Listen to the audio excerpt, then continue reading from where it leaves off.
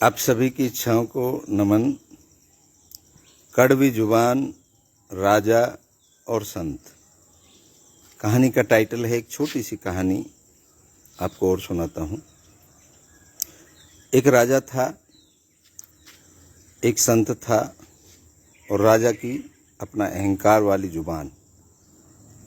राजा ने अपनी जनता के ऊपर अनायास टैक्स लगा दिया, बहुत भारी भरकम। अब जनता बड़ी परेशान हुई, वो संत के पास गई। इकट्ठे होकर लोग जब परेशान होते हैं तो संतों के पास अक्सर जाते हैं, क्योंकि हमारे देश के अंदर संत और राजा का मिलन काफ़ी सदियों पुराना है। राजा संत की बात मानते हैं और संत पब्लिक की आवाज़, पब्लिक की ज़रूरत को समझते हैं।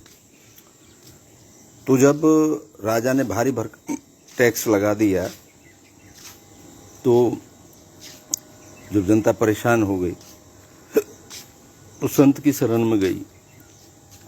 संत ने कहा, कोई बात नहीं, मैं राजा से बात करूंगा।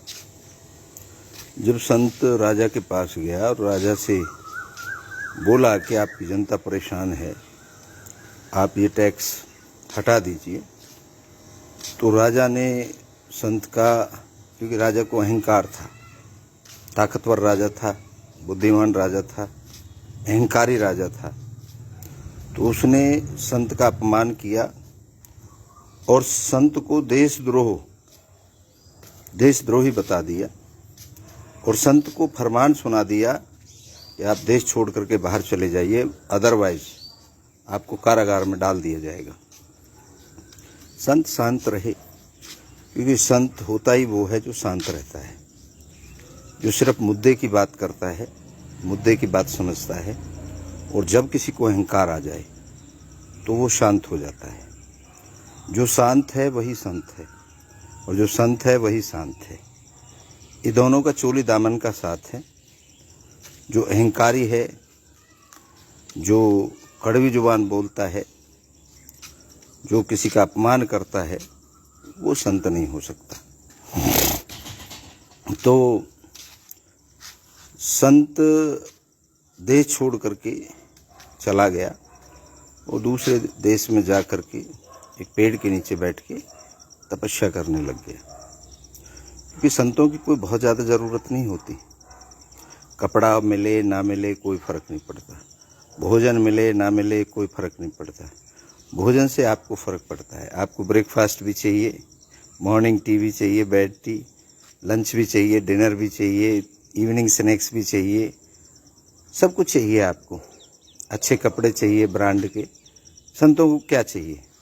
भोजन मिल जाए तो ठीक, ना मिले तो ठीक, कपड़े कोई तन पे मिल जाए तो ठीक, नहीं तो बगैर कपड़े के ही अपना जीवन गुजार सकते हैं। तो संत जाकर के दूसरे राज्य में अपना एक पेड़ के नीचे बैठ गया और अपनी भक्ति में लीन हो गया, क्योंकि वो तो विचारक होते हैं संत तो, और किसी चीज़ में ध्यान लगा लेते हैं और उस पर सोचते रहते हैं जिसमें समाज की भलाई हो। अब धीरे धीरे करके राज्य में विद्रोह होने लगा। लोग राज्य छोड़ के जाने लगे। व्यापारियों ने व्यापार बंद कर दिया, किसानों ने खेती बंद कर दी और छोड़ करके जाने लगे। सेना से भी लोग निकलने लगे। अब जब राजा कमज़ोर हो गया, जनता जाने लगी, जनता नहीं है, राजा होता किसके पीछे है? जनता के पीछे। और जब जनता ही नहीं रहेगी तो किसका राजा है? तो दूसरे राज्य के राजा ने उसको हमला कर दिया। अब सेना इकट्ठी करें, गांव-गांव भेजे, युवाओं को इकट्ठा किया, देश की बात करी, राज्य की बात करी, लेकिन सबने बहिष्कार कर दिया और राजा हार गया। तो संत जाते जाते राजा को एक बात कह गया था, ये आपका अहंकार एक दिन आपको डूबेगा, आपको ही खत्म कर देगा, ये हमारे ऊपर कोई फर्क नहीं पड़ता। वही हुआ, राजा अकेला रह गया, उसे गिरफ्तार कर लिया गया और दूसरे राजा का कब्जा हो गया। अब दूसरा राजा भी तो इसीलिए कब्जा करता है कि यहाँ से कुछ कमाई होगी, यहाँ से कुछ मिलेगा। तो उसने देखा जब यहाँ जनता ही नहीं है, जनता ही पलायन कर चुकी है, तो इस राज्य का क्या करूँगा। उस राजा को वहीं छोड़ करके लौट गया। तो राजा इस समय अकेला है, बस महल की दीवारें हैं, लोग हैं नहीं। तो अब क्या करेगा वो? पब्लिक के पीछे ही तो राजा है, पब्लिक मानेगी तभी तक तो राजा है। पब्लिक में विद्रोह हो गया, पब्लिक मानने को तैयार नहीं, ऐसा राजा होना चाहिए। फिर वो भागा उसी संत के चरणों में गया, माफ़ी मांगी, वापस लेके आया राजकीय मान सम्मान के साथ। तो संत को जनता प्यार करती थी और फिर संत ने आह्वान किया कि भैया आप लौट करके आ जाइए, और वो सारे टैक्स वगैरह ख़त्म कर दिए। ये छोटी सी कहानी हमें ये बताती है कि जो हमारी ज़ुबान है यही हमें राजा बना सकती है और यही हमें नीचे ला सकती है। मैं तो आप सबसे, सभी भक्तों से, सभी से एक ही बात कहूँगा कि कम से कम 10 बार सोच करके किसी बात को अपने मुंह से निकालें, क्योंकि एक बार मुंह से निकली हुई बात कभी वापस नहीं आती, और वो बात अमर हो जाती है, कैद हो जाती है, रिकॉर्ड हो जाती है, और वही बात फिर आपको फ्यूचर में परेशान करती है कि और अपने आप को कोसते हो कि ये बात मैंने क्यों कही। तो कुछ भक्तों के आज फ़ोन आए थे, कुछ इसी टाइप की बातें हुई थी, महाराज फलां आदमी ने गलत बोला, फलां ने गलत कमेंट किया, फलां ने गलत बात कही। दूसरा एक और चीज़ है कि जब आपको तथ्यों की जानकारी हो जाए और फिर भी आप पुराने ढर्रे की बातें कर रहे हो। कल हमने इंटरव्यू दे दिया था, और जो 25 लाख वाला खेल है उसको हमने बता दिया कि वो हमने बनाया था किडनैपरों को फंसाने के लिए। उसके बावजूद भी लोग कह रहे हैं कि 25 लाख मार के ले आए। अगर मैं 25 लाख मार के लाया हूं तो आप इंक्वायरी करिए, आप जाइए, मेहनत करिए, जहां से मेरा 25 लाख का चेक आया वहां पहुंचिए और वहां पे प्रूफ ले करके और मेरे ऊपर रिपोर्ट करिए। खाली गाल बजाने से, अपनी एनर्जी ख़राब करने से मुझे लगता है कि आप अपना समय और एनर्जी दोनों ख़राब करते हैं। कौन क्या कर रहा है, किसकी क्या इच्छा है, वो जाने। मैं क्या कर रहा हूँ, मैं जो शब्द कह रहा हूँ उनका जिम्मेदार मैं हूँ। आप उस शब्द का अर्थ क्या समझ रहे हैं ये आपका मामला है। मेरा मामला सिर्फ इतना है, जो मैं शब्द कह रहा हूँ उसका जिम्मेदार मैं हूँ, और किस संदर्भ में कह रहा हूँ उसका जिम्मेदार भी मैं हूँ। लेकिन आप उसका अर्थ क्या समझ रहे हैं। जैसे एक कहानी और मुझे याद आ गई, 6 अंधे और एक हाथी। ये आपने सुनी भी होगी, फिर मैं दोबारा सुना देता हूँ। 6 अंधों से पूछा गया कि हाथी कैसा है। एक हाथी लाया गया और उनको, अब वो आँख से तो देख नहीं सकते, हाथ से महसूस कर सकते हैं। किसी ने पूँछ को पकड़ा, पूँछ को देखा, किसी ने सूंड पकड़ी, किसी ने उसकी पीठ पकड़ी, किसी ने उसका पैर पकड़ा। ऐसे करके चारों तरफ वो 6 के 6 अंधे खड़े हो गए, और जिसने जो जगह छुई फिर हाथी को हटा लिया गया और एक एक करके पूछा गया। तो जिसने पूँछ पकड़ी तो उसने बताया जी एक मोटी सी रस्सी टाइप में होता है हाथी। सूंड जिसने पकड़ी उसने कहा जी एक पाइप टाइप में होता है, इस टाइप में होता है हाथी। जिसने पैर पकड़ा उसने बोला जी एक खंबे टाइप में हाथी होता है। जिसने पीठ पकड़ी वो दीवार टाइप में होता है। जिसने दांत पकड़ा उसने कहा जी एक कठोर सरिया जैसा मोटा सरिया होता है, वैसा होता है। 6 के 6 लोगों ने अपने अपने तरीके से हाथी की व्याख्या करी। हाथी ही था, उनका कसूर नहीं था, लेकिन हाथी अलग चीज़ थी। आप आँख वाले को अगर पूछा जाए कि कैसा है हाथी, कहाँ है हाथी, तो आप बता देंगे कि ये हाथी है। लेकिन उनसे अगर पूछा जाए तो वो अपने अपने तरीके से बताएंगे। इन 7 के 7 लोगों में कोई भी गलत नहीं है। जो आँख वाला है वो भी ठीक कह रहा है और जो 6 लोग हैं वो भी ठीक कह रहे हैं। मैं ये नहीं कहता कि किसी भी व्यक्ति ने मेरा अपमान किया या किसी ने मेरे को गलत कहा। जिनकी जैसी दृष्टि रही, जिन्होंने जिस तरीके से देखा, समझा, जाना और जितना जिसमें दिमाग है, जितना जिसमें कैलकुलेशन है, वो उस हिसाब से बात करेगा। तो हमारे शांति तो भंग हो नहीं सकती, क्योंकि हम वहाँ तक पहुँच चुके हैं जहाँ तक बुद्ध पहुँच गया था। बुद्ध के ऊपर थूक गया था एक आदमी, बुद्ध को गालियाँ दी खूब, लेकिन बुद्ध ने थूक भी पहुँच लिया, गालियाँ भी सुन ली, क्या फ़र्क पड़ गया। लेकिन उसी आदमी को टेंशन हो गई कि मैंने बुद्ध के साथ ये क्या कर दिया। खूब ढोंगी कहा, खूब बेईमान कहा, खूब खराब कहा।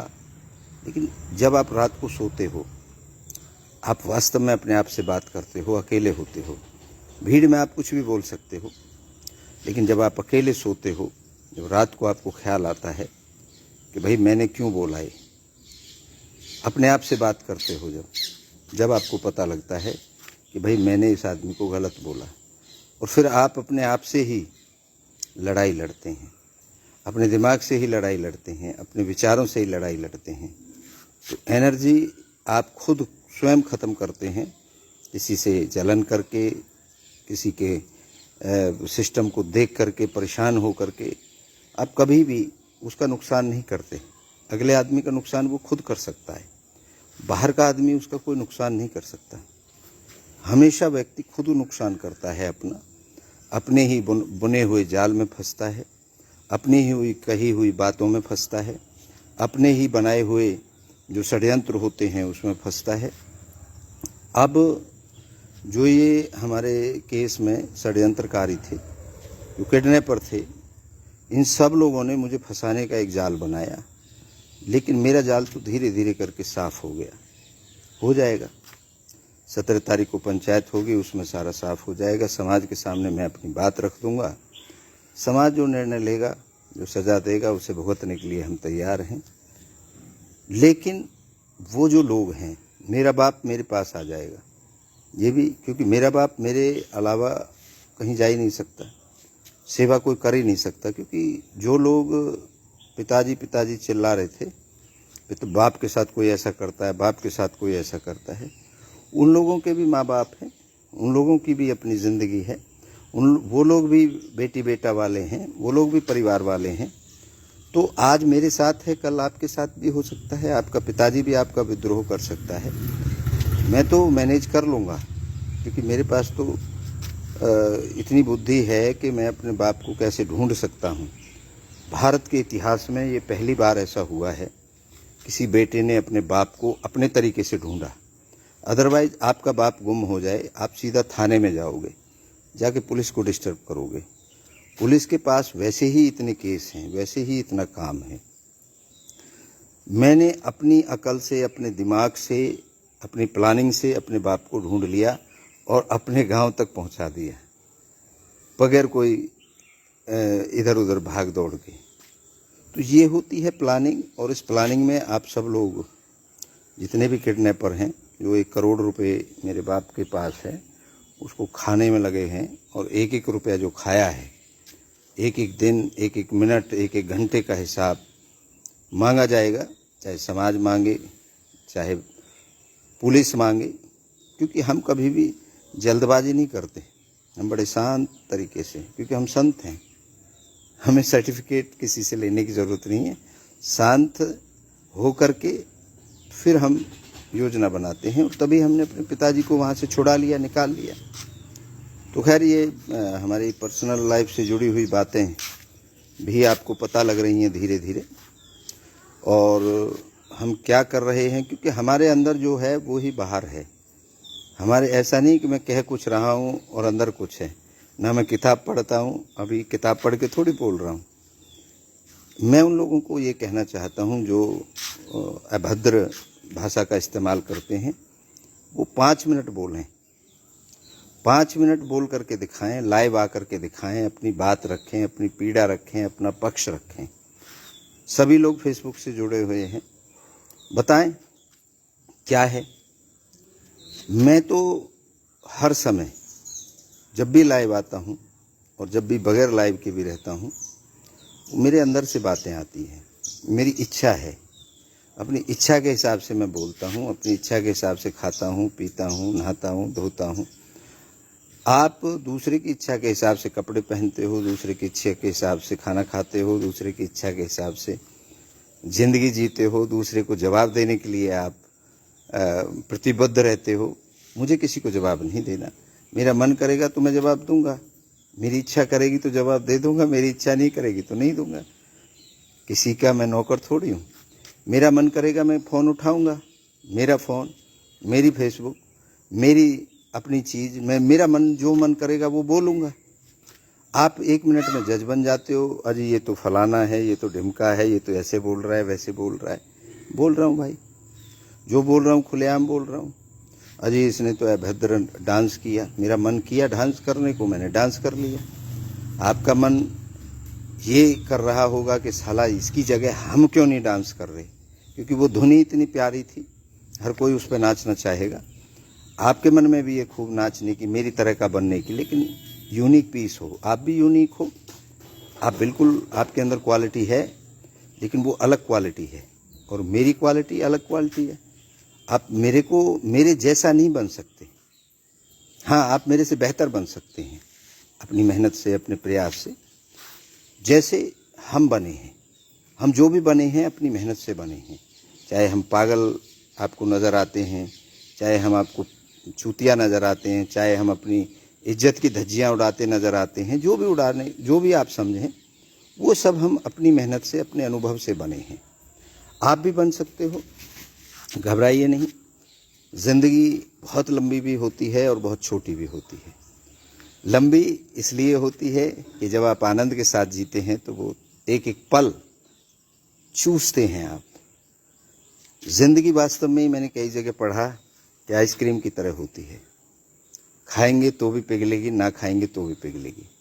आप ज़िंदगी को आनंद के साथ जिएंगे तो भी आपका समय कट ही रहा है यहाँ पे, और अगर आप ज़िंदगी को दुख में जिएंगे, परेशानी में जिएंगे, दूसरे को देख करके जिएंगे कि यार ये इसकी तो मौज आ रही है, ये तो मौज ले रहा है, उसकी मौज तो उसको पता है।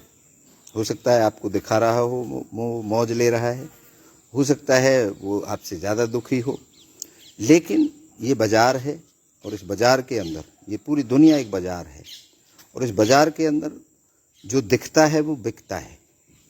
तो आपने सबका धन्यवाद करूंगा मैं, और जो जांच है, जो सज़ा है, वो तो अपनी जगह चलती रहेगी, लेकिन आप सबकी वजह से, चाहे मेरी विलन मुझे पेश किया गया हो, लेकिन आप सबकी वजह से मैं बड़ा फेमस हो गया हूँ। मेरे पे दूर दूर से, भारत के कोने कोने से फ़ोन आ रहे हैं। जो लोग मेरे से बात भी नहीं करते थे वो भी आज बात कर रहे हैं। तो इन सब के पीछे आप सबकी मेहनत है, जो आप सब ने मेहनत करी मेरी छवि को ख़राब करने की।